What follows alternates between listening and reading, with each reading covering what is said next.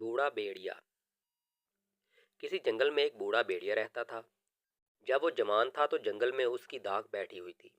हर जानवर उससे डरता और उसका एहतराम करता था।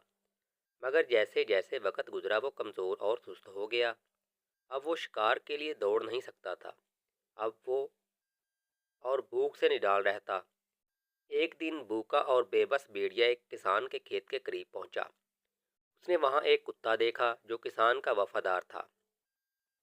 भेड़िया बोला, मेरे दोस्त, मैं भी तुम्हारी तरह ताकतवर था मगर अब बूढ़ा हो गया हूँ।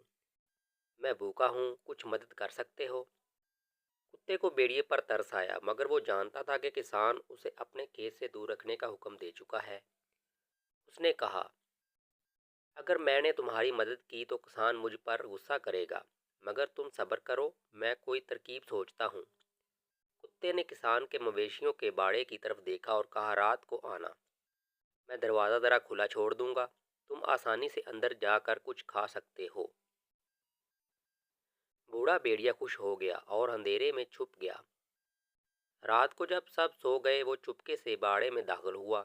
मगर जैसे ही वो अंदर गया किसान जाग गया और उसने शोर मचा दिया। किसान और उसके नौकर डंडे लेकर आए और भेड़िए को खूब मारा। बड़ी मुश्किल से वो वहां से जान बचाकर भागा। कई दिन बाद कुत्ते और भेड़िए की मुलाकात हुई। भेड़िया गुस्से से बोला, तुमने मुझसे धोखा किया, मैं तुम्हारी बात मानकर बुरी तरह पिट गया। कुत्ता मुस्कुराया और बोला, ये दुनिया बहादुरों और मेहनती लोगों के लिए है। जो दूसरों के सहारे जीने की कोशिश करता है उसे जिल्लत उठानी पड़ती है। अगर तुम अब भी शिकार करो और मेहनत करो तो तुम्हें किसी के सहारे की ज़रूरत नहीं पड़ेगी। बूढ़ा भेड़िया शर्मिंदा हुआ और उस दिन के बाद उसने दूसरों पर भरोसा करने की बजाय खुद अपनी ताकत पर यकीन रखना सीखा।